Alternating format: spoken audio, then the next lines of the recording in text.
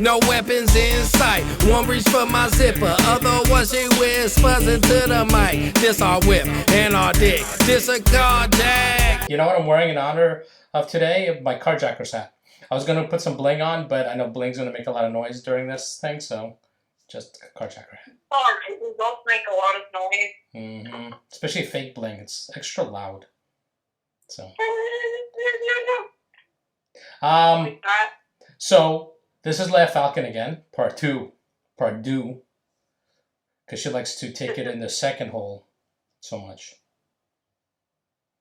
Wait, what? I was gonna say, you know, when you do a number two, it's you're pooping and you like to do anal, so it's like part two, but that's kind of weird. So I fucked that one up. Oh yeah.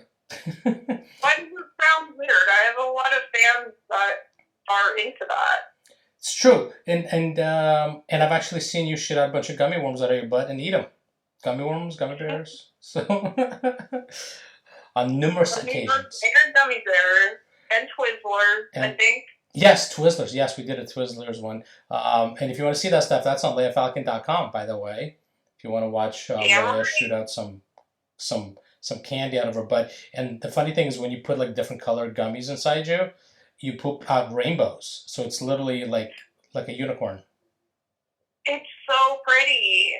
Next time, I need to put glitter in there too, so I can poop out glitter rainbows. Can you imagine the mess that would make? Oh, glitter is just brutal.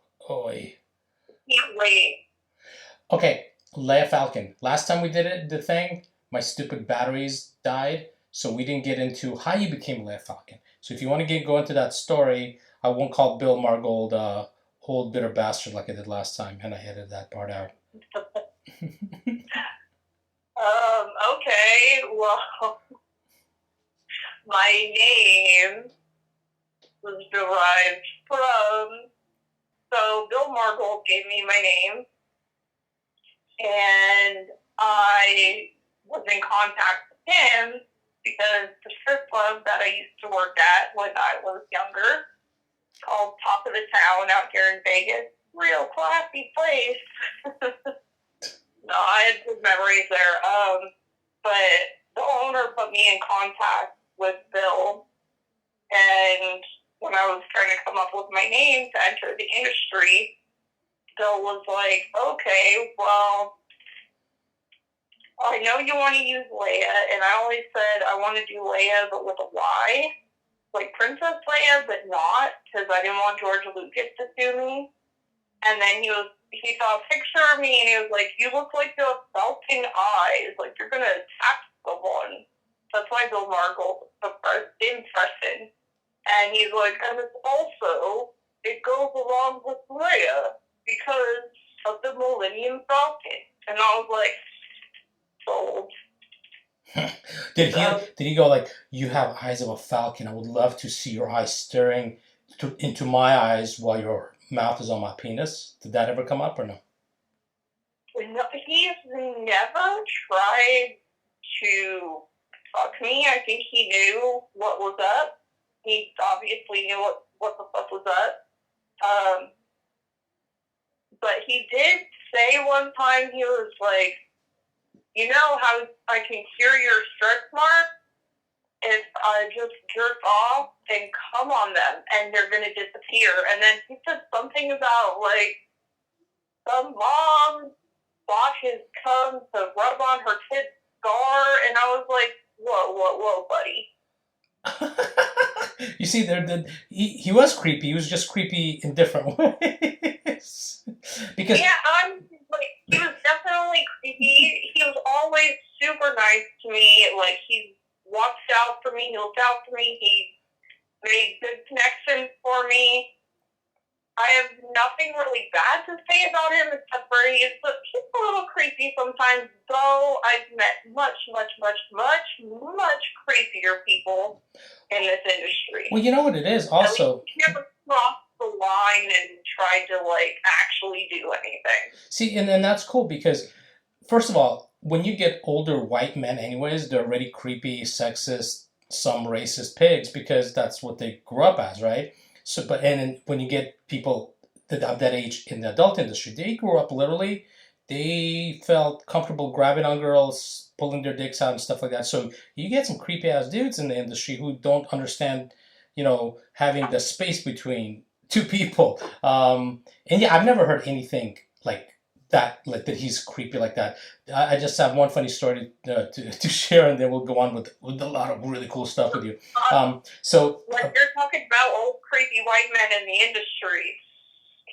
So, I've got a good story there. Okay, I'll tell you mine, and then you tell me yours. We're going to share stories. Okay. Story time. Okay, so a few years ago, about 4 or 5 years ago, at XRCO Awards, this is before they wound up having it somewhere else besides like the Hollywood place that they usually have it at, and we got front row because Mike Moz, who does a lot of like the red carpet stuff, he like hooked us up in front row.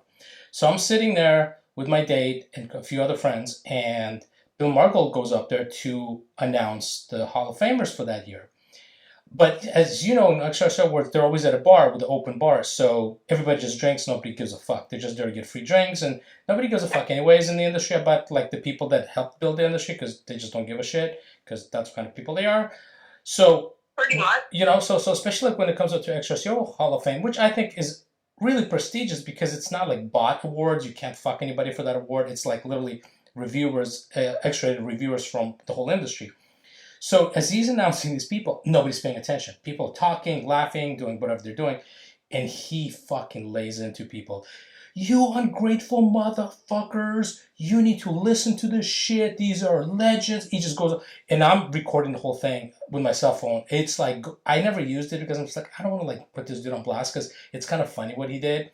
And he just went on, and then Mike Moss actually jumped on the mic, and he was like fucking laying into people. But I'm thinking, you're laying into people that are fucking drunk and selfish. They're not going to fucking listen to you. They're probably on Twitter tweeting each other rather than paying attention to people who actually help build the industry that they're making thousands upon thousands of dollars in, So, but that was my only Bill Margold experience. They're not wrong. No. They are not wrong. No, I was actually pleased that they did that. Like, I mean, even people that came up there, I wasn't like really happy with them. Like, I did my, fake clap and stuff like that. I'm like, cool, good for them. Though, actually, at the same XRCO Awards, it was kind of funny because they were announcing Best Web Director. And Greg Lansky was sitting behind me, and I didn't know he was sitting behind me, and he was announced as the Best Web Director, and I straight up yelled out, "What about Leroy Myers, who's a real director?" And then like I feel like somebody walked past me. I'm like, "Oh, he's going up there and get his award." I'm like, "I don't give a fuck, man. Come on." And when you're a gonzo director and you don't hold the camera or edit, what the fuck are you doing, man? Seriously. So whatever, But I think Leroy Myers should get a lot more. Well deserved. Yeah, but I think Leroy Myers has done amazing stuff, and he should one, he should be in the Hall of Fame. Two, he should be winning a bunch of awards. But it is what it is. All right, Leia, tell me your creepy old white man story, and then we'll go on with other cool shit. My creepy old white man story, industry, creepy white man, old story, whatever. Creepy old white man story. Okay. So before I got in the industry, as a lot of people, if they follow me, they know I was a stripper. Mm-hmm. So one night I was at Hustler Club out here in Vegas, and I guess Ron Jeremy had his rum that he was promoting. Mm-hmm. And so he came in this club, and I was like, okay, well, he's in the industry that I want to get into. I should go say hi. So I went to go say hi, and this motherfucker tried to fucking tongue me down right there. I was like, whoa there, buddy. No, thank you. I don't kiss dudes. Well, it was creepy. Well, the funny thing is now he's banned from all porn events anyways because he can't control himself. So, which I think is kind of crazy because he's kind of like a legend in the industry. And he's banned from the industry. Rather than all these people that are around him that are enablers, they should actually try to control him and help him so he still has a decent reputation where he can still make money in the industry rather than like just kind of like, haha, it's just Ron, let's laugh it off. No, fuck that, because you might be laughing it off with him, but whoever he did that to doesn't find it funny. And I'm thinking this is why his ass has been banned from everything, because it's like, and rightfully so, right? Rightfully so. So it is what it is. He is a legend. However, as you said, rightfully so, he should be banned because you can't go around making sexual advances or assaults on people like that. Yeah. Like, I know a girl who's in the industry now. When she was a civilian, she got sexually harassed by him as well. So, yeah. What happened? I know a girl in the industry that when she was a civilian, she got sexually harassed by him as well. Yeah. But I think that's the problem, like with the old school guys, or even just like old men in general. Man, they just kind of like they don't understand that they need to keep their space from people and not be that touchy feely. They're just like old men. You know, you're not gonna teach an old dog new tricks, let alone old creepy dog new tricks. And the key word there is dog, right? So, yeah, that makes sense that he did that to you, 100%.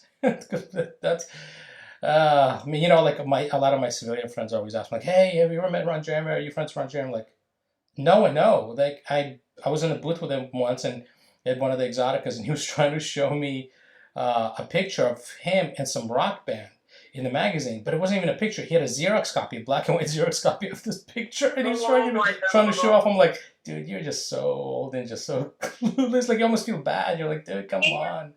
Yeah, he's from like, I mean, okay, yes, that was very disrespectful, like, for him to come at me and just dump his tongue in my face. However, like I said, he is a legend, but that doesn't make what he does to other women okay. Yeah, you know, like, and what I try to explain to people when they talk about him being banned, I'm like, you know, he's harmless because he's not gonna force himself on anybody. He fishes, and whoever responds, or bites, he goes with. You know, and that's what happens. The problem is there's way too many women that, oh my God, it's Ron, and I'm gonna blow him or make out with him or whatever. And what happens is he thinks that everyone's like that. Oh, so he just fishes, and if a girl literally just gives him the Heisman and pushes him away, he's not gonna do anything. He's not like a predator. He's a fisherman. He just fishes, and if somebody obliges, then he goes for it. It's kind of like what guys do at bars and girls do at bars. You know, you come up, you hit on somebody. If they seem interested, then you guys have fun. If not, then you move on. And there's no reason for an old man like that, because he's an old man, and he's stuck in his ways, to be like shunned that badly, where it's like, it's as simple as like he tries to grab your butt, push him away, and he'll probably fall asleep anyways because he's got like narcolepsy or some shit. So he's definitely not like a physical predator. He's a fish. He fishes. I would tend to disagree. Yeah. The only thing, like, when I did meet him, like, I was trying to talk to him. Mm-hmm. That was it. Like, I wasn't like, ooh, let's make out. Obviously, he's a white man. And a man, not that. Like, well, and I was married at the time, so it was just, it was really, it was very predatorial. Well, there you go. And you're a woman, you would know, I would know, because I'm just a dude, and he's never tried to make out with me. Which kind of sucks, you know, like a little offended, because all he tried to do is show me a picture of him with some rock band that he Xeroxed. But I get it. Now, but to give him credit though, he is kind of hung like a black man, so he had that going for him. Maybe he thought. I don't know. I never watched. You never watched this. Well, you know why his do you know why his nickname is the Hedgehog, right? Because Bill Marvel gave it to him. Because he could suck his own dick. Wait, what? Yeah. Because he could, like, supposedly, he could, like, suck his own dick, so he could curl up like a hedgehog and suck his own dick, yeah. That's... Wow. Yeah. I think on the inside, he's a sissy cuck. You know, okay, perfect transition to sissy cucks, because you brought into my world a whole different type of scenes to shoot, performers, or if you want to call them that, to shoot, and lifestyle. So, explain what a sissy cuck is. So, sissy cuck, I mean, technically, by the dictionary definition, a couple is a guy that's married and his wife cheats on him.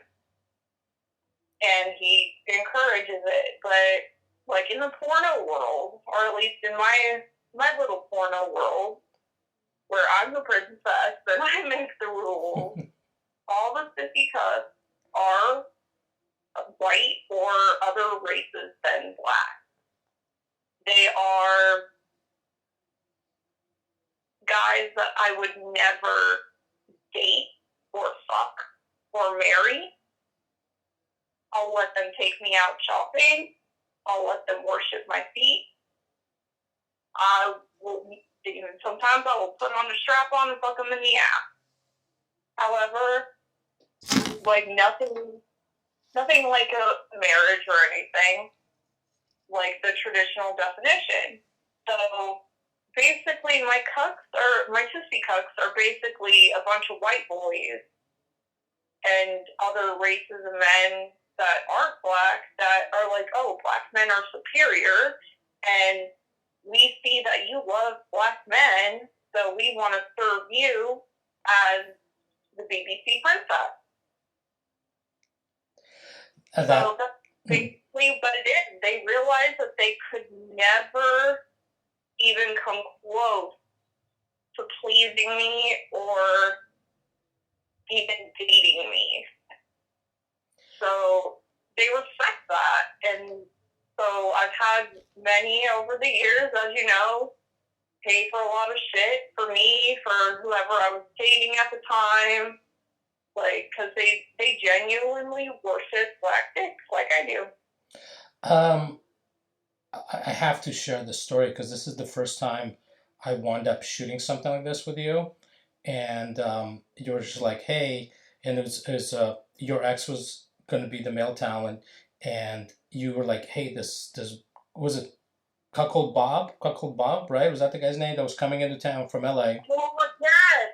Yeah, and he was like, and you're like, yeah, he's like this construction worker. I'm like, what the fuck, right? So my roommate in Vegas, Marcus, is like, oh, you guys are shooting what? I'm fucking out of here. So he leaves, and there's a knock on the door. I open the door, and there's this, what? Huh?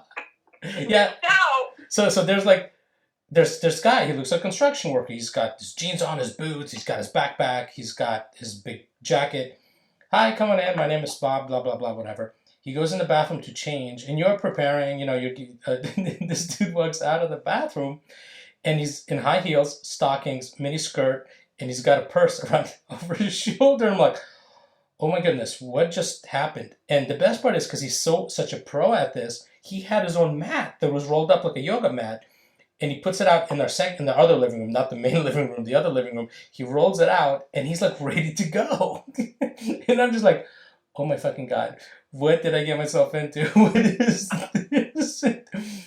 Oh my goodness. That was like the craziest thing that I've ever shot or witnessed. But I'll tell you, like, as a camera guy, it was kind of cool because there was so much stuff going on visually. Like, I'm right now like almost gagging, remembering, oh my God, all the stuff was going on. Because like, so the dude laid on his back and you sat on his chest and your ex was standing over him. And you started, and so the guy had like was it like a leather mask, and he's unzipped his mouth open, and you were like deep throating your ex, and all the spit and everything else was going in this dude's mouth. Oh my God, that was like the most. That's not even the grossest. Yeah, I know. Tell me about how you met the guy. How did you meet him? What was that? When the cream pie came out, like, I don't know how you captured that without puking, because I know you have a weak stomach.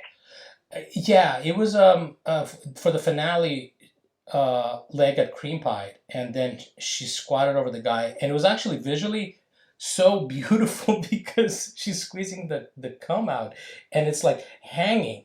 And it's just like hanging out of her pussy, and it's just like kind of like when Beavis and Butthead used to do the whole thing with their spit and it would suck it back in, but it would like hang all the way down. Well, she didn't suck it back in; she just let it ooze into his mouth. Oh my God! It was like in so insane. Like my stomach's turning, and I'm just remembering it. But visually, it looked really fucking cool. And then the best part is like you tell him to go in the shower. And so he jumps in the shower or lays down in the shower, and you squat over him and you start pissing on him. And you're like, open up your fucking eyes. So he takes his fingers and he pops his eyeballs open, and you piss in his eyes, and all they hear is him screaming, "Oh, it burns!" And you're like, "Shut up! Shut the fuck up, you bitch!" And I'm just like, "Oh my god, what is going on here?" And I think Marcus actually came in during around that time, and he was just kind of like, "What did I just walk? I walked into a fucking Leia Falcon hurricane in here. What is going on?"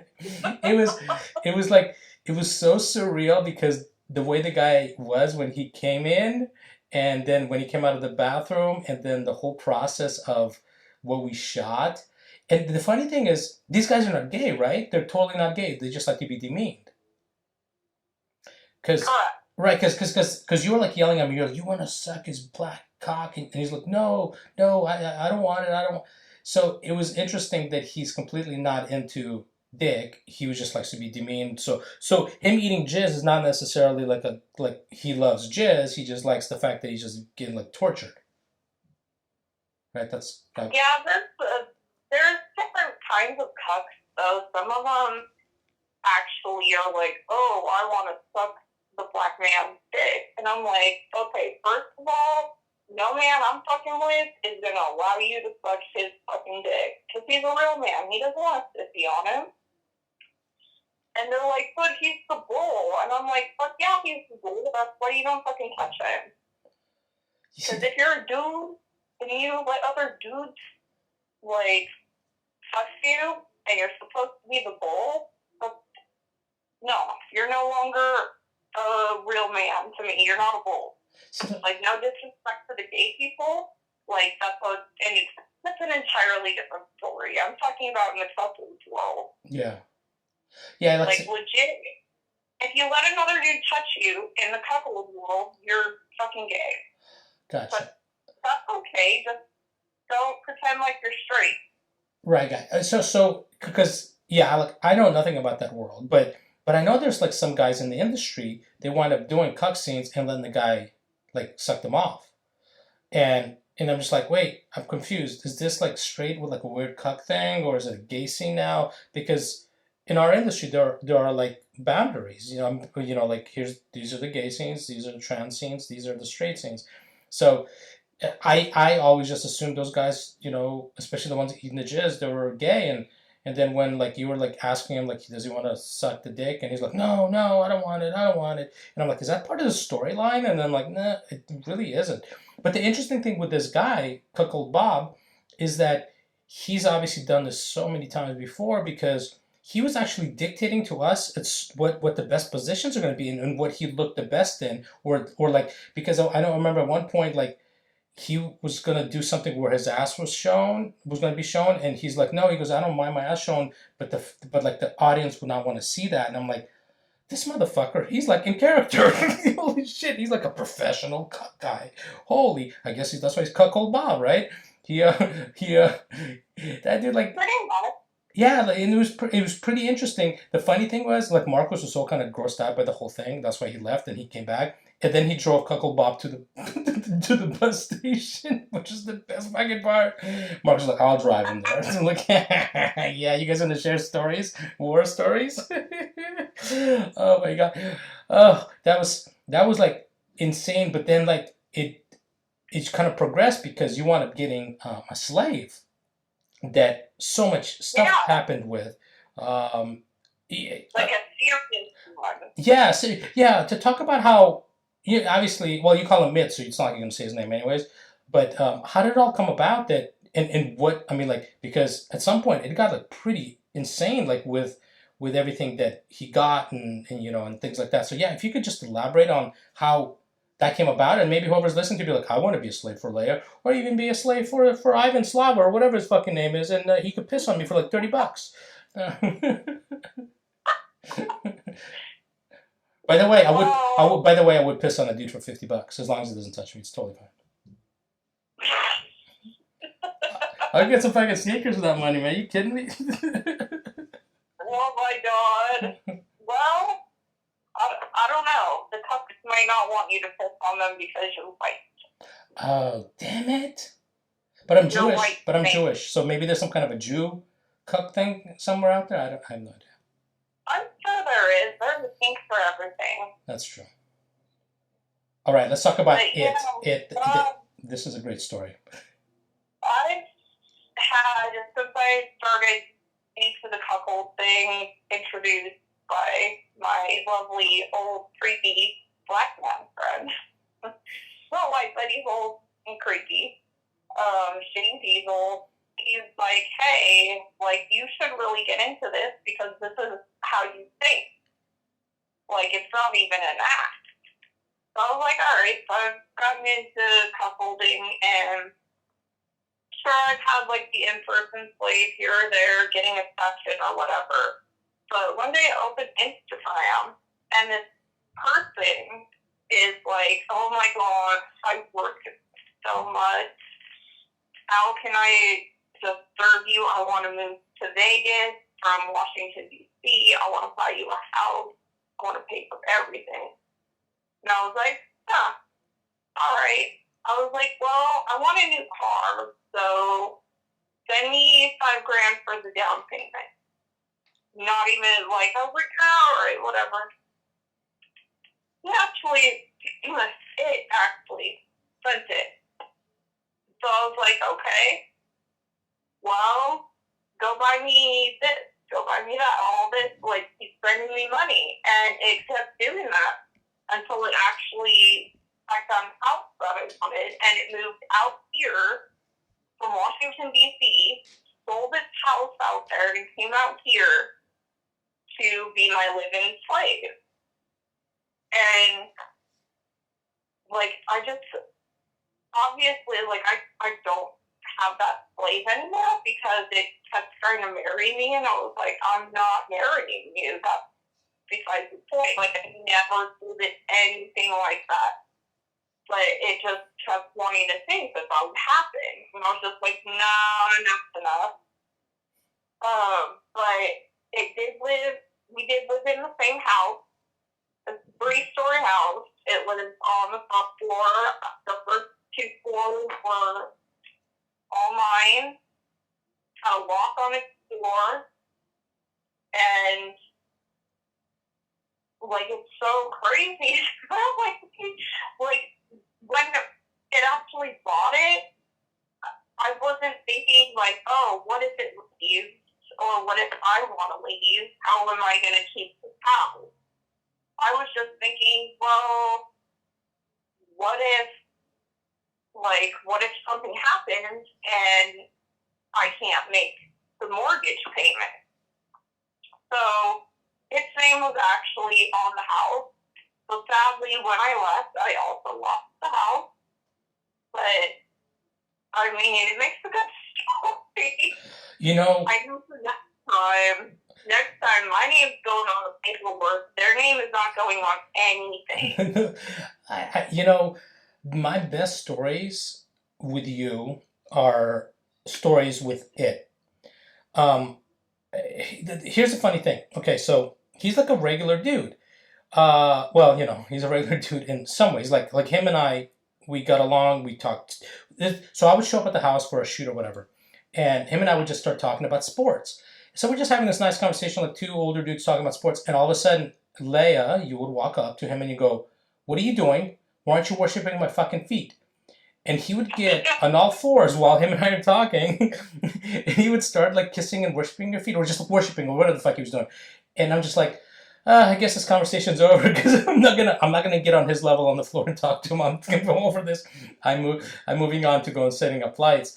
But you know, like, we started shooting stuff with him and you, and I was just like, I wanted to come up with something cool with him, and like the word cuck was funny, so I was like, we should do a movie called Cuck-a-Doodle-Doo because you do all these cuck scenes with Cuckle Bob. We did one in with the guy. Oh my god, I just remember we were kicking the guy in the dick in the hotel room. Holy shit, this dude shows up, and like some of these guys are like high profile people and make good money, so they have to cover up their face. This dude shows up and he puts a fucking like Howard Stern wig over his fucking head, and oh my god, right? yes. And that was just like, you were gonna do anal, you were gonna like fuck, you were gonna peg him, and you told him not to practice. The first time ever he's gonna get pegged will be on camera. Oh my god, it was the most amazing thing because you made him put up, it was like a chastity belt for dicks, right? And I remember because it's on your website, LeyaFalcon.com. Oh my god, this is so amazing because like he's standing there. So many memories up on Oh there. right, So, and then so much. Leia goes to like fake kick him like in the nuts, and he covers up. She's like, "What the fuck are you doing? Let me kick you in the nuts." Because I don't think you were even expected to do it, and since he went to cover up, and you start like field goal kicking his dick. Oh my god! And I'm shooting this, and I'm like, do I need to step in to like punch her in the face because she's like kicking a dude in the dick, or what am I doing here? What the fuck's going on here? As a man, I want to protect this man's penis, but then like this is way too fucking entertaining, and we're rolling here, and you just like kicked him, I don't know, 3-4 times, and he would fall down, he would get back up. Oh, he was a trooper. And then you're like. The best part was when you started pegging him, and he was like squirming and shit, and you're like, "Get over here, you faggot!" And you're like grabbing him and pulling him. That dude was a dick runner. He's definitely a dick runner. He was a dick. Got kicked in his dick. Then became a dick runner. That was. I mean, I just remember that. Like I'm tearing up just remembering how funny that fucking how surreal and crazy that was, but how funny that was. Oh yeah, I think that's also on your Cock-a-Doodle-Doo DVD. Like people need to go and fucking research this and buy this fucking DVD. Holy, we should do some kind of a contest and give one out or something. I don't know because that was right. That was like, oh my god, that was so amazing. Oh yeah, so like how did it not get any nominations? Like it was so like even if you're not in couple things. So entertaining. I know. I think what happens is sometimes when some of the movies that we do get nominated, they play this fucking, well, we can't give it to this one because we gave it to this one, which is bullshit because I'm more than positive our Cock-a-Doodle-Doo movie, no one did anything remotely close to that. I think most of them just probably did like husband and wife, da-da-da. We did like, I went and bought a fucking rooster mask and chicken feet for your slave, Ed. Because he's going to be the Cock-a-Doodle-Doo. He's going to be the rooster. And, oh my God, that scene in your kitchen at the big house where we're like, oh my God. With Shane Diesel, that day might be the most amazing day ever for me on set. Because we were like, okay, we're going to throw him in the oven like you're cooking him. And so the scenario is, oh, I need to find that video because I need to like put that shit up like during this podcast. So Shane and Leia are sitting on the couch in the kitchen because we needed to put the couch in the kitchen so we could do the same. And Leia's like, I'm fucking hungry, and Shane's like, well, I got a chicken cooking in the oven. So you both go over there, and we just had him naked and with his rooster mask and his head. He's on all fours, like with his head into the oven. And but what did you have? Showing. Yeah. Forget that. Yeah, exactly. What was it? What did he have to? Yeah, what did he have tattooed on him? Property of Princess Leia. And what, it was like right on the butt cheek, right, like on the right butt cheek or something. Yeah. So we made sure we framed it perfectly. And the funny thing is, she walks up with Shane. And it's this great shot. It's actually like it's a really artsy shot. There's this fucking fat white dude with a rooster head in the oven, his head shoved in the oven, and Leia comes up to him and she pokes him with a fork. She goes, "He's still soft. He's not ready." They were like, what the fuck, right? So cut to, we spread him out on the kitchen counter, this giant kitchen counter with this fucking, with this mask on, and put some vegetables around him like he's cooked. And that counter was amazing, though. That was so Leia starts putting like all the spices, right? Because you're like, we need to have more spices on our fried chicken because my black men love spicy chicken or some shit like that. And then he can't see because he's wearing that fucking mask. And you take a spatula and you straight up fucking slam the spatula right on his dick and balls. And he jumps up and he like his leg kicks one of the lights that's right above and like shatters. It looks like the movie The Natural because there's like fucking sparks and glass and light everywhere. It's like, it was the most amazing, it was the most artistic, beautiful moment in my pornographic directing history. Thanks to fucking it. And then you're laughing and he's like hurt and then you're laughing and fucking Shane's being a good dude and he's cleaning up the guy in the glass. He's like, don't move, I got this. And I'm like, I'm going to keep rolling because I ain't helping him. And this is great watching Shane help this guy. And if Shane's elbow rubs against the dude's junk, this is going to be the best video ever. You know, because he's like helping the guy and then the guy's balls start turning red, right? Because like whatever spices you put on him. Oh my god, yeah. Oh my god! So this guy's dick's hurting, his balls hurting from getting spatula, and then his knee got smashed up against the glass. So there's glass everywhere. And the best part is he was a good sport. He just lay there through the whole scene, and the whole scene you two were like fucking yelling at him. Oh, that was again cock-a-doodle-doo. One of the weirdest shit I've ever shot for a whole movie. The fact that it wasn't nominated is bullshit. Bullshit. I would have taken one or two nominations off Vikings movie and put them on this one because this movie fucking deserved it.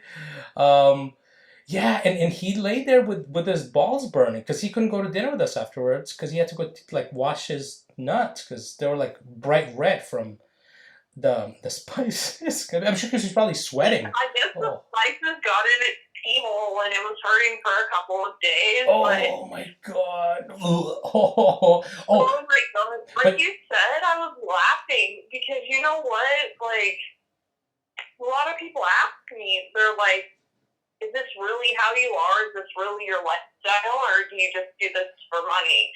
I'm like, no, I'm really, like, if you come to me and you're telling me you want to be tortured and demeaned and everything, oh my god, I love that shit. And I am going to fucking do it. Like, that is, it gives me so much joy to just watch dudes in pain, I guess.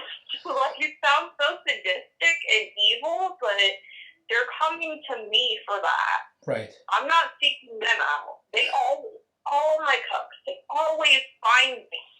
You know, anyone that's ever served me online or in person, they always find me. The best part is, like you were saying, people ask you, like, are you like this in your real life? And people ask me the same thing.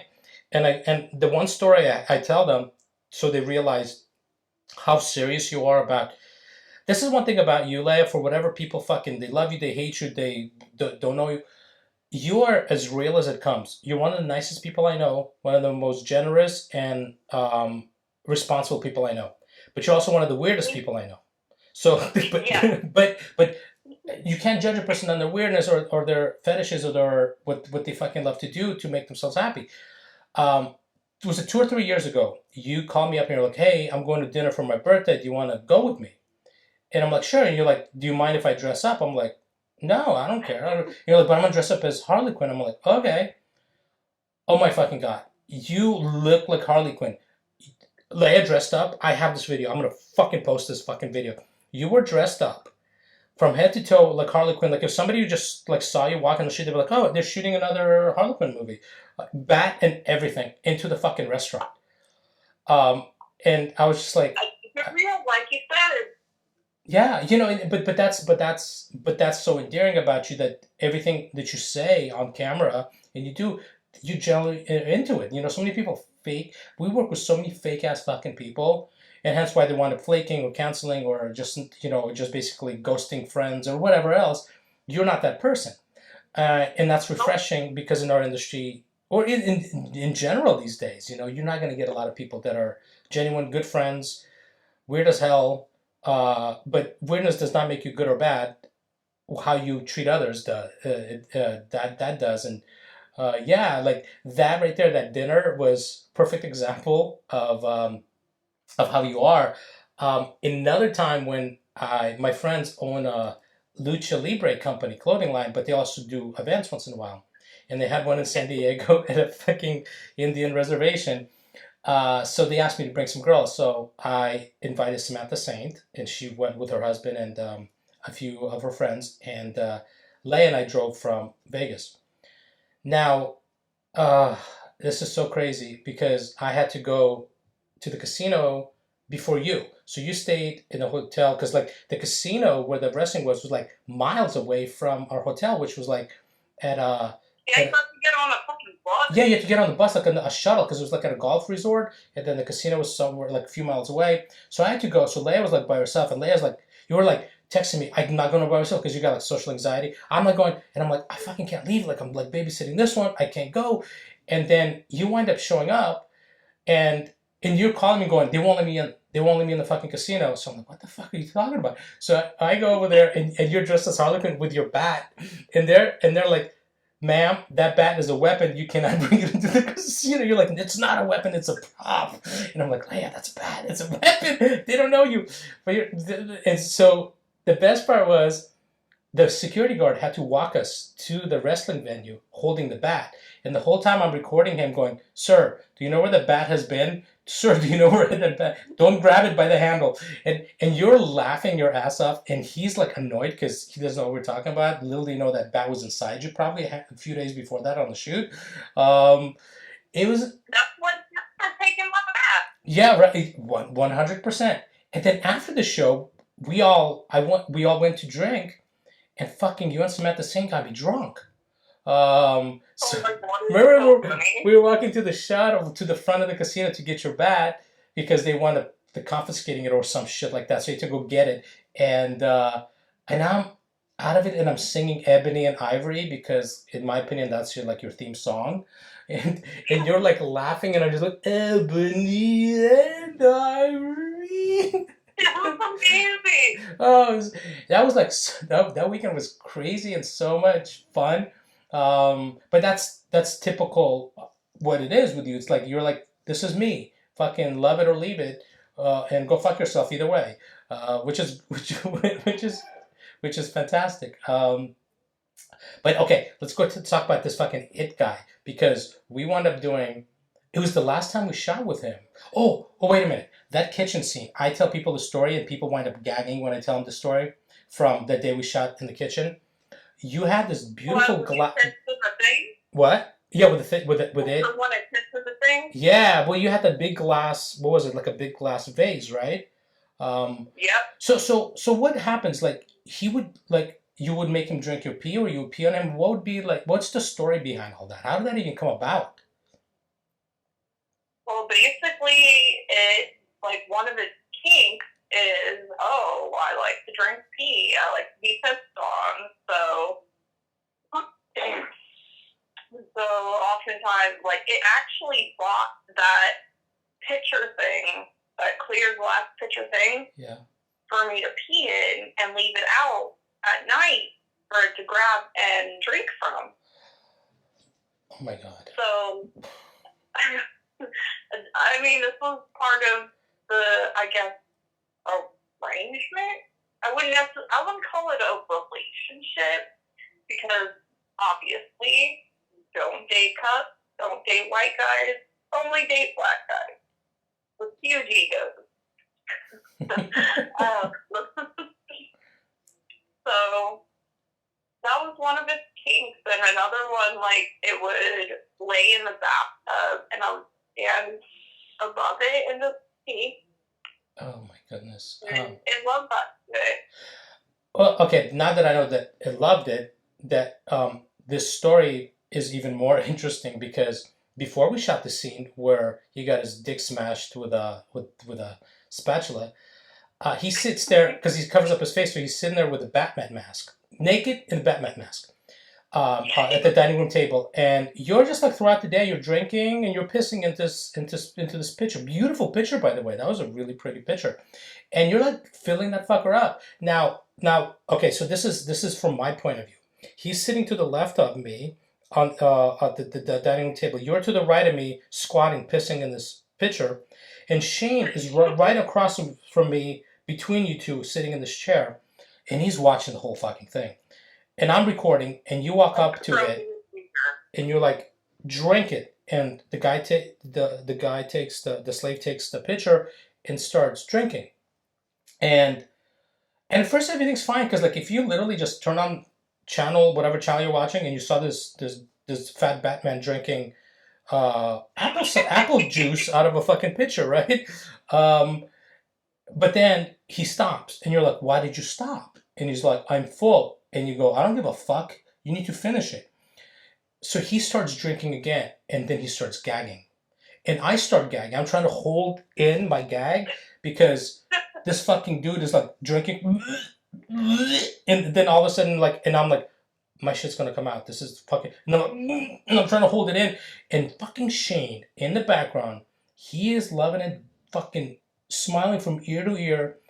And I'm just like, that dirty old man over there, this motherfucker, right? And as soon as the guy's done drinking, Shane's all like, we need to fuck now because I'm hard as fuck. And I'm like, what the fuck? What's going on here? What is going on here? Yeah. And how does Shane not pass out with all that blood rush to his giant donkey penis? I don't understand. Because that man, you know, like, I only heard stories about him. And same with, like, Mandingo. And the only time I've shot Shane and Mandingo were with Leia. Man, you know, like, stories don't give you justice until you're there. And you're like, that's impossible for that to go inside of a human. That's not healthy. That's not healthy for the guy to have. Because he probably loses a lot of blood to his brain when he gets hard, let alone sticking that inside a woman or a man or whatever. And yeah, that part was like so nauseating to me. And I've seen some fucked up shit, but this was like, oh. But the whole visual of you standing there like Harley Quinn, but you were dressed like a farmer's daughter. So you were dressed as a farmer's daughter. God. Yeah, you were a farmer's daughter because the whole point was supposed to be like this. You're a farmer. And then there's Shane, and then there's this dude, and I'm like shooting this, trying not to gag, thinking about this is where my bachelor's degree in cinematography brought me to. Here I am. But it was like one of those stories that you have to like share and tell your grandchildren, maybe somebody else's grandchildren, not your own grandchildren. But that was insane. And then like, you know, I'll be honest with you. Towards like the more and more we started shooting him, and the last shoot, I started getting a feeling that he was kind of over it, like, or he was just being annoyed, because he started talking back to you a few times, Yeah, and I was just like, what the fuck is going on here? So when we did our last shoot at my house, I kind of like had a feeling this might be the last fucking time. So we like went all out. We built a whole like, we had white picket fence. We had like fake grass that was like made out of like green, like gym padding, and we had forget the guy's name. Obviously a big black guy with a big black dick. Who is also a doctor. Yes, yeah, the doctor guy. Holy shit! Him and I wound up talking about it, and he's like, "Yeah, I'm a doctor, like a private doctor." I'm like, "What the fuck?" And he's like, "Yeah, since I'm a private doctor, I could do this, and it's not a big deal because." He's not out there in the public. He's like helps like celebrities who catch like fucking herpes, and he has to help them, you know. So he's in Vegas, probably like doing a lot of celebrity fixings after celebrities bang a bunch of hookers or whatever. But this dude was really cool. Like you're sitting there, and I'm thinking, Leia, this is the black guy you should be dating. He's a fucking doctor with a big penis. What the fuck? But anyways, so you don't need to be dating the other one. This one. So the scenario is going to be this chicken, this rooster, escaped from his pen, and you brought him back, and you're going to make him watch this fucking scene. So I bought a bunch of little like wind up baby chickens, and we looked at all these shots of them like jumping around. We did like 20 or 30 takes of them because they kept fucking falling. Because the whole point was like as they're doing the thing, like he crawls in, and you're like yelling at him. Ah! You're going to sit here, and I'm going to teach you a lesson. And please tell everybody in the world what lesson you taught this fucking chicken who tried to run away from you.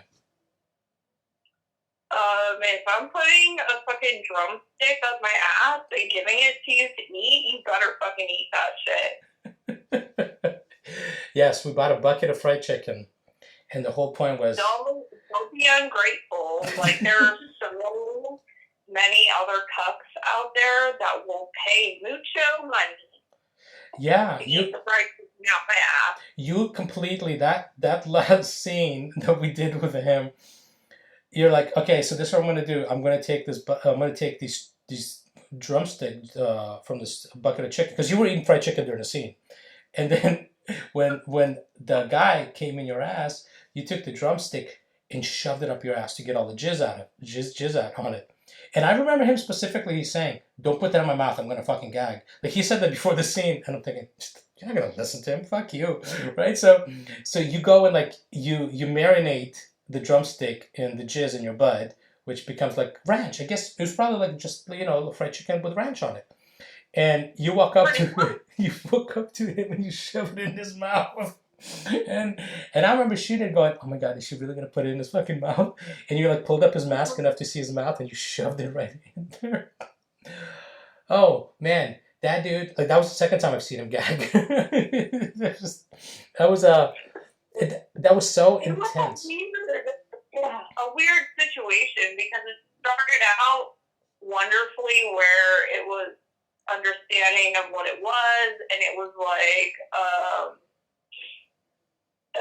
okay, cool, I understand you're gonna be dating black men or whatever and bringing them home, but then, like, when I met Naki, and I brought him over, this was a long time ago, when I first met him, to fuck him, like, I get this knock at my door.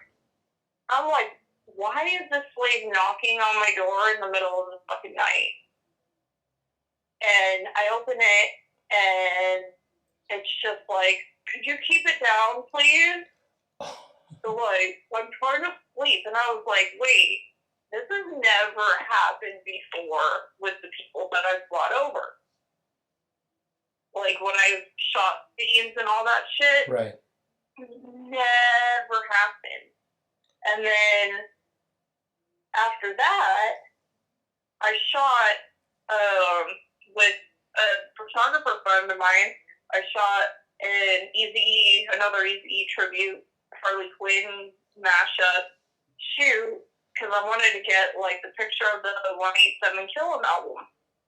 And he comes out there, it then is, like, tripping on me, and I'm like, whoa, like, what happened? And, like, the entire, I would say, let's see, was it 2018? The beginning of 2018, it kept being like, oh, well, we need to get married and all this. And I'm like, no, not happening. And every time I would do a shoot or bring over even just a friend, it would trip on me. And that's why I decided to leave it when I did. Gotcha. Yeah, see, I didn't even know all that stuff was going on. I just, like, thought that he was just over it. But I guess he was upset that you were not, you know, having the same feelings that he was having. But God, like, man, that dude. No, like, from the jump, I told it what it was. Yeah. It knew what it was. So I think just somewhere it developed feelings, and it got all twisted, and seeing me fall in love with someone else, I think kind of fucked it up. Yeah, and it sucks because we had a cool house to shoot in, and we shot a bunch of cool shit, and the whole house, you wound up painting it Harlequin colors, and filled with Harlequin props. Man, that house was, like, really cool. Yeah, we did a lot of cool shit now. We shot, like, that cool scene with you and Jane Cole, where with the bat up the butt, and then the bat went into the security guard's hand. Right? Oh my God. Yeah, we've had some really crazy times on set and off set. Wow. Yeah. That's basically the story of my life. If you're around me, some crazy shit's gonna happen whether you like it or not. Right. And that's out of my control. Yeah. No, that's true. That's absolutely true. Man. God, there's such crazy memories. Like, you know, when you're in the middle of it, you're shocked what you're going through, but it's like it's all linear, so you're moving. It's not, you can't stop. You can, like, okay, I'm gonna stop and walk away. No, you just go with the flow. And then later, when you're sharing the story, you're just kind of like, fuck, did that really happen? Holy shit, that really happened, because there's video proof, there's everything, memories. Right? Yeah, it's items. Like, it's just like, wow, okay. It's just weird. My life is weird, but I would like to think, like, at least, if nothing else, I've entertained you in life. Oh, God, yeah. And I used to work for Extreme Associates, and I saw some shit, I shot some shit. I shot some shit that was really fucking insane. Yeah, with you, because you're one individual. Like you know, you and I have talked about this a bunch of times. If you were older and you were in the industry 10, 15 years ago, you'd be fucking stacking the money because you you have the porn star look, you know, the blonde, pretty, big boobs, and tall because you're like what 5'7" or so. Well, at least in heels, you're like super tall, and you do everything at like fucking level 11. There weren't, you know, like back then, girls, not a lot of girls looked like you that did that, but every company shot that. And it was all gonzo. So literally, you come in for 2, 3 hours and you go to your next shoot. Girls shot 2 to 3 scenes a day back then. It's not like that anymore, you know, and not every company is trying to outdo each other like it used to be. So you're not getting that many more scenes of that caliber. But yeah, That's man. very vanilla. Yeah, you know, like when I was at Extreme, all three contract girls, that was like you would have fit in with them like beyond perfectly. Because they were all like, it was fucking, it's like, yeah, you know, I dated one of them. It was some crazy times, but they're memories that are like lasting and sharing when you share the stories that people freak the fuck out because they can't believe it's true, but they are, you know, like all the gummy bear stuff. When I tell people, like, what? And I'm like, yeah, like it was like I was so stupid that day on set. I'm like, well, how are you gonna get the gummies out of your gummy worms out of your ass? So you're like, I'm gonna shit them out. I'm like, oh yeah, duh, because like I was generally concerned about your health. I'm like, she's got gummy worms up her ass. How is she gonna get them out? And you're like, I'm gonna shit them out in the glass and eat them. Oh yeah, that's right. Duh. That's how shit comes out of your ass. Duh. But like, you know, when you say shit, your mind instantly goes to the brown gross stuff coming in your ass. But shit is a term. It's a action. It's a term of an action. Your poop, stuff's coming out of your butt. Obviously, shit is, you know, we call it shit, the stuff that's out. But the actual action of it is shitting. So you're shitting out gummy bears, and when you were telling me that day on that night on set, I'm just like, what? I'm like, oh my god, that's right, duh, you're just pushing out like everybody pushes out. Like, what the fuck am I thinking? And you did an enema, so you're like beyond, there was beyond clean, and you're just like, I'm just gonna eat these fucking things. And yeah, that was crazy. Oh, you know, and that's, I think that's a lot of civilians, which is non-porn people, um, don't understand, like, you know, with the whole 2 girls, 1 cup. I tell them, I'm like, no, that stuff wasn't poop. It was like oatmeal or ice cream, most likely oatmeal because ice cream would probably be too cold. But the consistency of it wasn't poop. And the fact that they were like, like eating it or whatever the fuck they were doing to it. And when I would tell people that, I'm like, well, yeah, it's not poop. And they're like, but it's still coming out of their ass. And I'm like, yeah, but it's clean. No, Like, they put it in there. yeah, they cleaned out their ass and they put it in there and it's completely clean.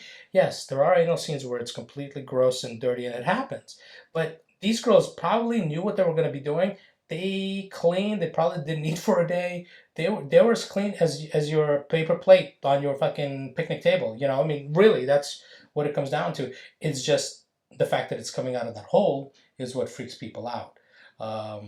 But reality is, it's not like the person doing it, like you doing it. You're not a gross person who wants to catch Hep C. No, that's not the case. The case is it's completely clean. It's completely safe.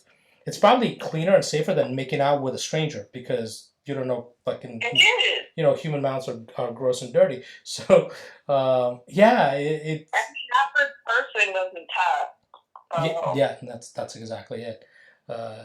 Yeah, so man, that was a lot of cool stories. I think we should cut it off on that because it was so much information and now the memories of some of the stuff are coming back and I'm just kind of getting a little woozy. But Well, I mean, that's what happens yeah, when you leave, but you've grown used to it. Oh, 100%. Look, the first time on set I ever seen an asshole come out, it kind of threw me off a little bit. Then after a while, I'm like, yeah, whatever. It's just part of business. Not your asshole. Your assholes never come out. But to be fair, though, I would get when we first met, and you would send me pictures from set going, look at this, and your asshole would be like super open. Look what happened to it. And you were really proud. You weren't like trying to gross man. You're like, look how big my asshole is today. And then one time you like shot out a billiards ball out of your butt, and you're like, look, I shot that. And I'm just like, oh my god, I'm squeamish. And then like, oh hey, Leia texted, oh, what just happened? But you weren't trying to gross me out. You were just like proud, like look at my asshole. Look how big it can loosen up to. I'm proud of it, and I'm just like, one of the things I love to do, obviously, is entertain. Right. So a lot of the shit that I do, like sticking the fucking gummy bears or E-bands in my butt, look, like, yes, I like it, I enjoy it, I have fun, but it's also, like, psychological because I know it's entertaining and I know it's going to look great on camera. And that's what really keeps me going. You know, you said it perfectly because that's the most important thing. And that's what I try to explain to, like, new talent. And I've recently had, like, civilian girls who want to get in the industry, but they want to do, like, with just solos and things like that. And I try to explain to them, look, when you're on camera, if you get off, fantastic. But that's not your job. Your job is to entertain, perform, put on a good show, put yourself in the best light so you look pretty, the prettiest you want to look, or the dirtiest or the nastiest you want to look. But it's all for the camera and the viewer. It's not about you getting off and then taking a nap. It's about you getting the person off that's watching you. And like you said, being an entertainer, this is entertainment, strictly entertainment. And people forget that. Like, you know, when people like get all bent out of shape for girls using the N-word during the scenes, they're told to use that word by the fucking director, and male talent is comfortable with it. It's kind of like it's like nobody's gonna go around like that. Yeah. If right. Male talent and like are not like, okay, please use this word. Like that's one of the things that gets me. I'm like, look, I was asked to use that word by the guys. Yeah.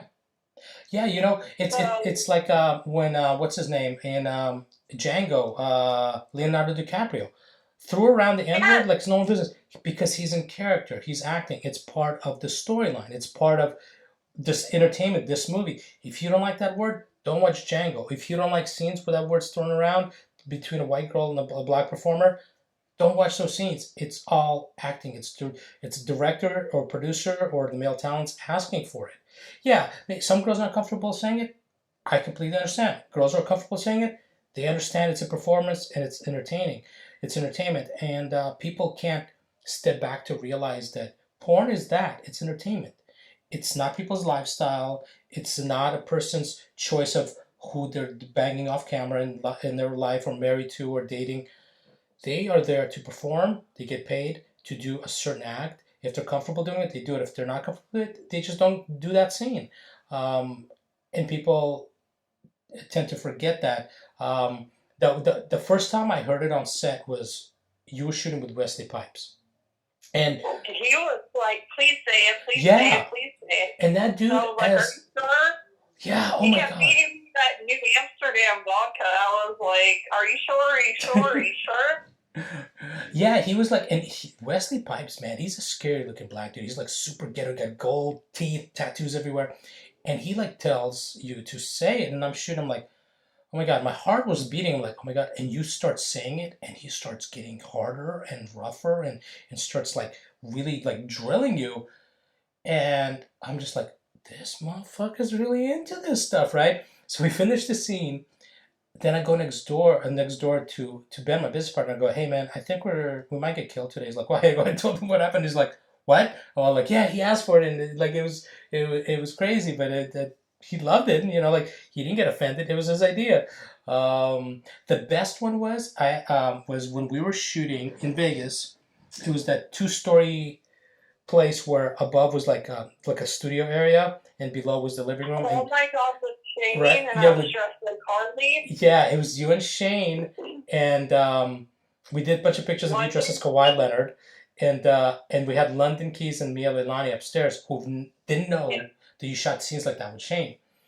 And the scene starts, and first of all, what threw me off was like he likes his balls like squeezed and pulled on, and I thought I was gonna pass out just watching it because you were like stretching them like fucking that old toy with like the Stretch Armstrong. His fucking bald skin was like stretching, and I'm just like, oh my god, is she gonna rip them off? Because I'm gonna pass out. I'm gonna have to leave the industry because I will never be able to look at another pair of balls without remembering Shane's ripped off balls. And and he's like all getting all into it, and then he's like, call me this, and you start calling him that, and and the funny thing is, all I hear is like rustling upstairs above me because there's like the balcony looking over the living room where we're shooting. And as I'm shooting, I look up and there's London and Mia staring down with their jaws dropped. They're like, what the fuck? And I'm like, I'm just gonna like, this is amazing because like to see their genuine reaction was like was way too much for them. And they are pretty extreme performers, but they've never heard that on set, never seen that done, and it was like, whoa, that was awesome. So yeah, and it's literally the only two performers who ever did this was with Shane and Wesley, and they both asked for it, and that's what it is. And people need to understand that it's all performance and it's all acting, and it. Some girls that do boys or lesbians in real life, or some girls who do girl scenes can't stand girls. Those girls shouldn't be shooting girl scenes, but that's the reality of it. Like, I agree. Right? We've shot plenty of girls who are not into girls, and it just looks brutal, brutal. They won't even kiss each other. I'm just like, oh my fucking god! Like, for guys watching girl scenes, you want to see that intimacy, the two girls making out. If these two girls don't make out during the scene, as a viewer, you're just like, these chicks are not into each other. They can't even look each other in the face. I'll tell you one funny story, and then we'll be done. We'll be done. This is a funny one. So I was shooting one day, two girls on in our old studio, and one of the girls I'm on set with, and she recently stopped doing boy girl because she started dating a guy again, same guy that doesn't want her doing boys, even though she's got a bunch of boy scenes and escorts with guys, all that kind of shit. But I'm not doing guys. Okay, fine, whatever. So the other girl's just coming off set where she just did a boy girl scene. So this girl on set's like, hey man, I hope she takes a shower before she comes into the scene with you because I don't want any like guy shit all over me. The other girl is really like right there, like in the doorway. And she looks at her, she goes, don't worry, I'll brush my teeth as well, so there's no guy shit all over me. So you're fine. Holy fuck, that was the most uncomfortable girl scene ever. Their faces probably didn't get within like 1 or 2 feet of each other. It was like, you eat me out, and then after like 10 minutes, I'm like, okay, ladies, you could just like double masturbate and we're done. I'm like, I want to get out of here as fast as possible because that was the most uncomfortable I've ever been. Because one was talking shit, the other one walked in and then talked shit back, rightfully so, and then like, oh wow, okay, that's uncomfortable. But yeah, that was not me. Yeah, that was for the record. Yeah, no, definitely that wasn't you. But I think this was great. There's like not that million.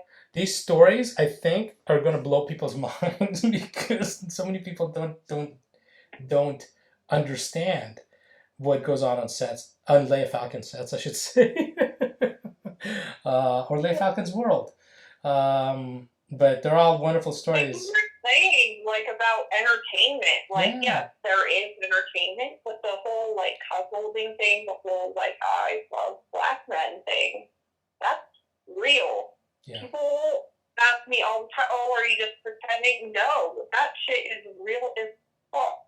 And that's why I think I've had longevity so far in this business, is because I keep it real as fuck. I don't do shit I don't want to fucking do. And the shit I do, like you said, I do it. I do it for like 5,000,011. Yeah. That's the only way to do it. You do what you're comfortable doing, what you love doing, and you will last. Because it also translates on camera. If you're into what you're doing, it translates as you're having fun. You're into it. You're eager to keep doing it. And performers are not into it. You can tell, unless they're really good at what they do and they fake it well. But for the most part, now, and you're definitely into it. And the cool thing is, you shoot only what you feel comfortable doing. So every scene's always top-notch scene. Yeah. So I'm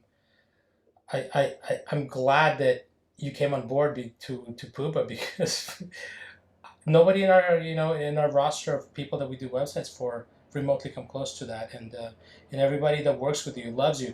There was one performer, that this passive aggressive bitch that talked all kinds of shit on everybody. And then on set, she tried to be passive aggressive towards you before the scene, and then after the scene with you and her, she was like, "I want to work with Leia all the time," and I'm like, "I don't want to work with you, motherfucker." So I don't think we'll be working together. So fuck you.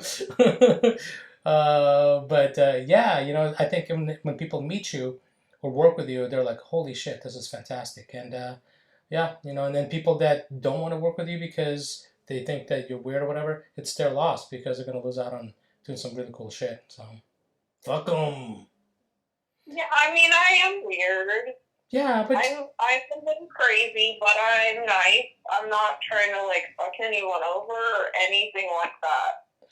And that's the most important thing. And yeah, well, I think next time you and I are gonna talk about all the stuff we did for Viking girls and carjackers, because there are some great stories and crazy scenes that won Avian Award, scenes that got nominated, all kinds of cool stuff. That one, those two of my highlights of my career. So good. But and you made them that way because your scenes stood out. Like holy fuck. Like for Carjackers, we shot you in a couple of scenes because you're like, I gotta keep shooting Leia because she's badass. Yeah. So. Well, I mean, yeah, because it's based in Compton, and who better to? That's right. Exactly. To represent South Central LA as a porn girl or whatever. By the way, white. Leia, it wasn't Compton. It was Compton. Central dudes love me. Yeah, that's true. It's true. It's true. I love that. I actually bought a ton of props recently for Carjackers too. So whenever this shit's done, we might start shooting it again as soon as possible. I actually debated doing something where I buy ski masks for girls, I send it to them, and they do Carjackers quarantine style where they masturbate in their cars. I think would be fucking amazing. Right? I think so. So I if I could pull that off, Carjackers quarantine style, it would be. Okay, you know something? We're gonna do that. I'm going to go and buy some ski masks. I'm gonna get addresses and send them out. And yeah. And there it is. Because at this weekend, if all my props come in, I will be shooting my inserts for Carjackers too. The stuff that I have to shoot for promo. But yeah, I think this was fantastic, man. The stories were like out of this world. Holy shit. Yeah, I can't wait to share this with the world because, or whoever's listening, it'd be great if it was the world, but we'll see. Whoever's listening, okay, it's just when you and I come together as creatives, magic happens. Yeah. And it's very, very, very rare for something like that. Yes. To happen in the business, and I think that's why the stuff that we do together does so well. You're absolutely right because I'm never afraid to ask you if you're down to do something. And in fact, there were times, as you know, I've stopped you from doing stuff because I'm like, no. I don't want you to get hurt. Yeah. And you're just like, no, we're going to go. But that's the part that's amazing because like you're saying, to you it's entertainment and you're telling a story and you being an artist with your body in what we're doing and the weird shit that we're doing. And that's priceless because there's not a lot of talent that's out there that's down to just create and do it. Obviously you want to pay your bills, but it's also for the love of the project or for that scene or whatever it may be.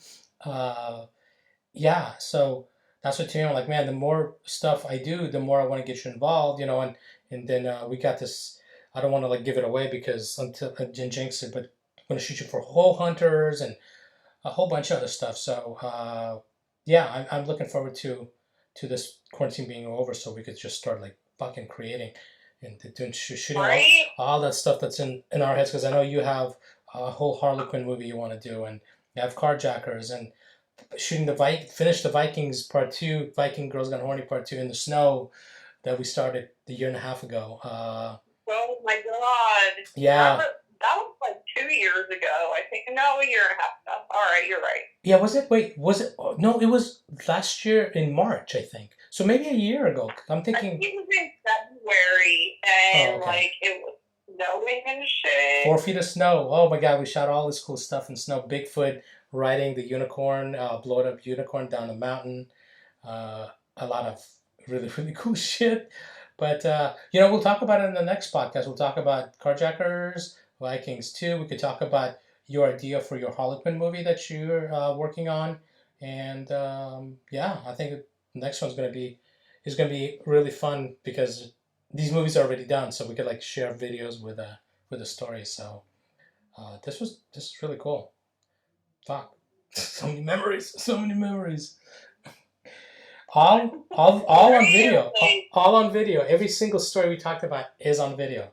That's the best part about it.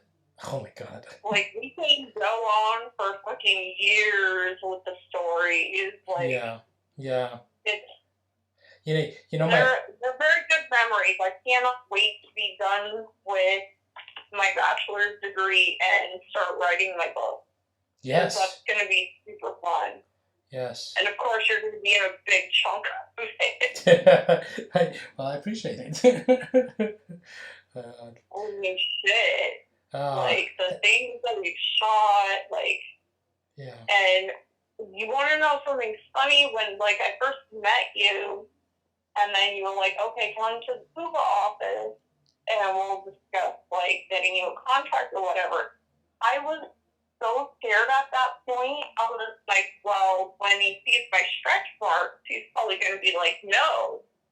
Because before I got with you, like, yeah, I would get some work, but a lot of people would be like, no, we don't want you because of your stretch marks. And the fact that you took me on, like, I am so grateful because you allowed me to be myself. You didn't judge me based on my stretch marks. And we've just done some great shit. And it's been so fun. And you've been a great friend. So, like... Well, same here. It's like that was... that was the thing, like, because I remember when you came on board, that was one of the things that I was very careful with how to shoot you, because I wanted to make sure that you were comfortable with the visuals about this, what your stretch marks look like. And I actually remember one time I flipped the fuck out on our photographer because I do the lighting, and I did lighting for video where I could control my angles and delete the pictures that need to be deleted. I mean, video angles that need to be deleted. And when the photographer went to shoot, he didn't relight the scene and didn't put you in positions where it was the most flattering. And I'm getting the pictures back, and I'm like, what the fuck? And stretch marks were hanging. This was prior to my tummy tuck. Yeah, exactly. This was like years ago. This was, oh my gosh, 5 years ago, I guess, 6 years ago.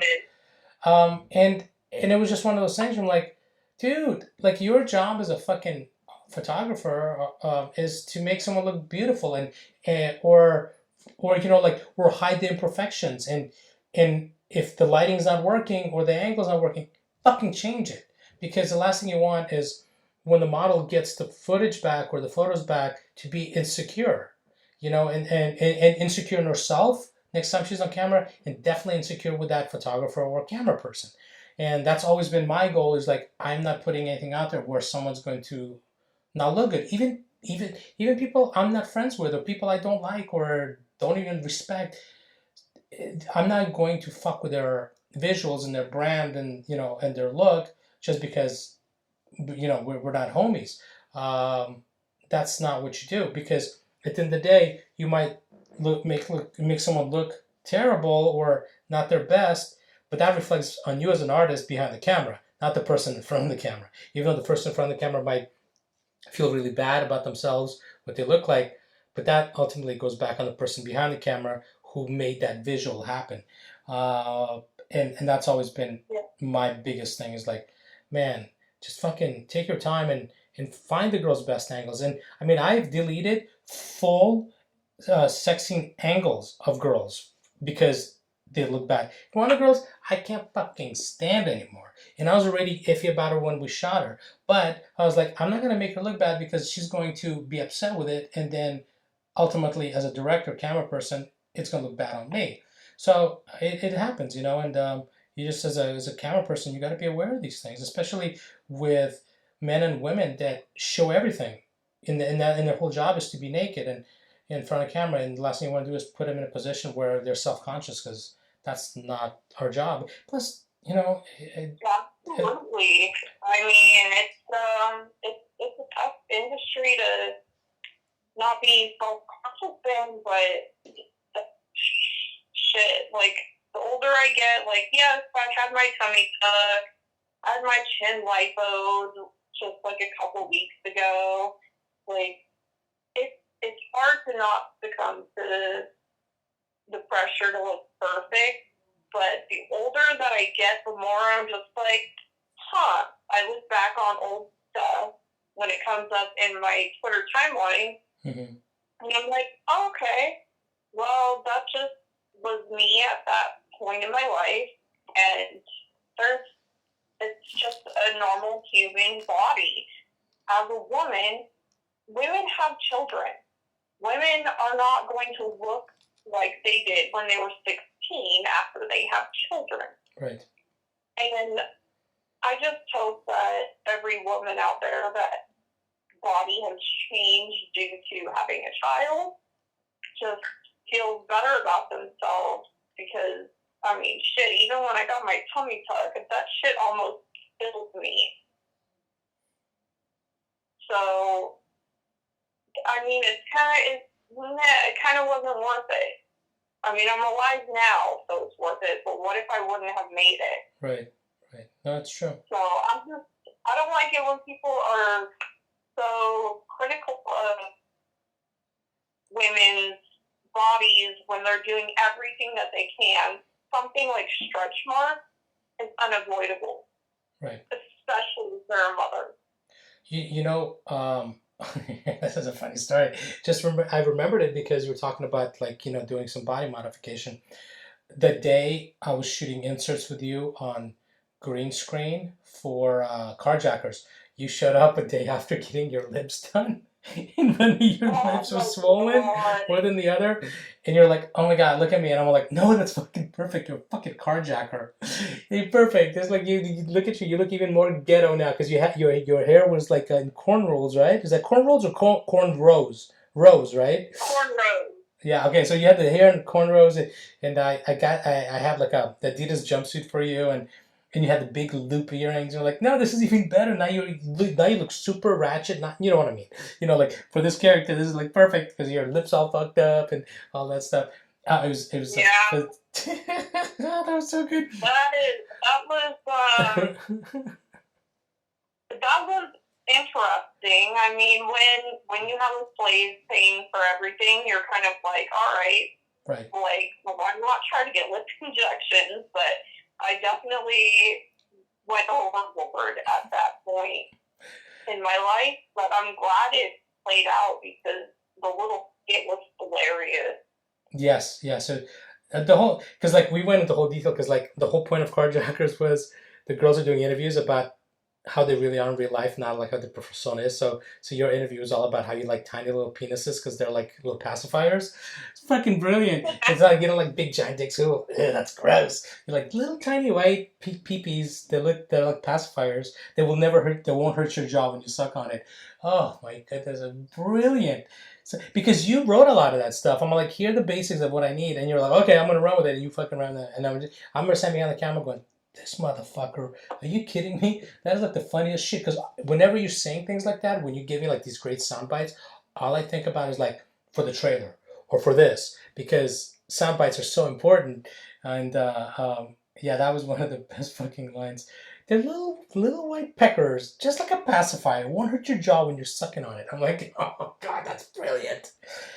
Oh, you know, brilliant. I mean, I think I do my best work when I'm given a general guideline, and then I'm told, okay, you can have your creative freedom. Yeah. And that's how it should be. And that's why I think we work so well together, because Like, as every director does, you have a vision, but you're like, okay, I trust you with your creativity, go for it. And then it just happens, and it's organic, and people love that kind of shit because they're so sick of seeing things that are staged or fake. Like, I know a lot of companies that have shot me before. They're like, okay, we're just going to, like, roll with it because we like what comes out. Like, we're not even going to try to tell you what to do. Right. Well, but that's the beauty of casting someone like you, is that it makes the director's job a lot easier, from storytelling, where the person can ad-lib, to the performance itself. I mean, like, before, like, the storyline stuff, where it was like a lot of gonzo stuff, you know, everybody hired the best performers because it made the job easier for the director, because you just kind of, like, you step back with the camera and let it all happen. The performers are going to tell their own story with their scene, and that's fantastic. And then when we start doing these funny skits and things like that, it makes for really funny scenarios, because you're also funny with your body language. Like, when we shot stuff for Carjackers, where you're like trying to carjack me out of my truck, like the way you position your body and the way you like threw whatever, like it was like a pumpkin or whatever you threw at the truck. Yeah, it was like you just, it's like you're like John Ritter of porn, you know. with your body. I'm very animated. I've been told, and it's just that's how I've always been. Yes. God. I mean. Okay, John Ritter of porn. I'm going to go. All right. We could talk forever on this shit. I know. There's so much to talk about, but yeah, the next one we're gonna fucking dive right into a Viking Girls Gone Horny, because there's some funny stories and some stories where you're like, motherfucker. But yeah, it was a good time with Viking Girls, and 5 fucking AVN nominations. That's insane for content movie with no budget. Right? Yeah. Most movies get 1 or 2 unless they're like big budget features. We got 5, and we won most outrageous scene. But we'll talk about it next time. And that's about it. This was. Oh, do you want to promote anything where people can find you? So if anybody's listening, and whoever's listening can go and find you.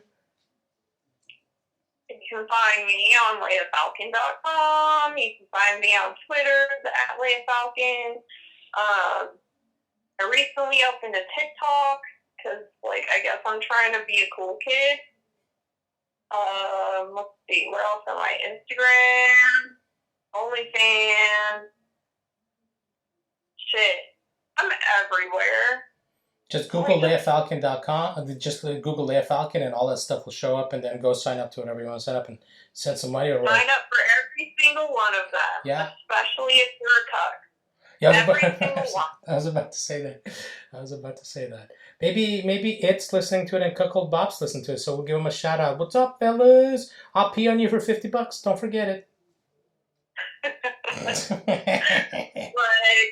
I'm sorry. After what happened when I tried to leave with it, no shout out. Okay, no shout out. But no shout out unless if I see thousands of dollars in my bank account right now. There you go. All right, Leya Falcon. Thank you so much. All right, Ivan E. Rection. You remember the name. Oh my gosh. Haven't used that in forever. But thanks. Thanks, Leya Falcon. All right. You're welcome, Ivan E. Rection. Boy, look how polite you are. You see? Leya Falcon is polite. All right. Okay, I'm going to hang up now, and we'll talk soon. Thank you. All right, I'll talk to you later. Bye-bye. Bye.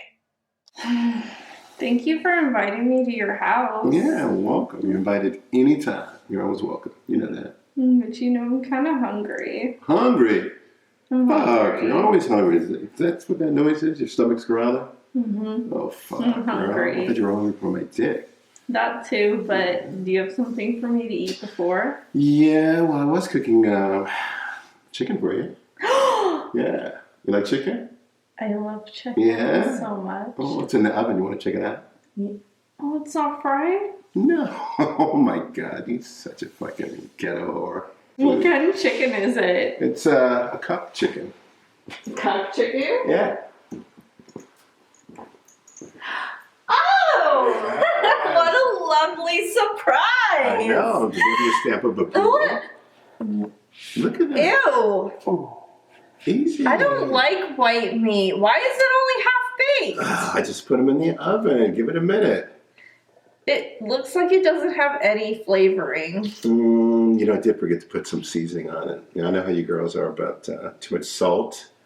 I love salt. Yeah, you like the way black people cook our chicken? Fuck yes, I do. I'll tell you what, let's take it out and put some You seasoning on it. want to show me how to do it? Yeah, I'll show you. She's an exhibitionist, carjacking business, jacking dicks off on a random gentleman. Girlfriends is in it, seen them on the corner for about a minute. Then a car drives by, watch them both hop up in it. No weapons in sight, one reach for my zipper, other one she whispers into the mic. This our whip and our dick, this a carjack. Other one whispers into the whip, this a carjack.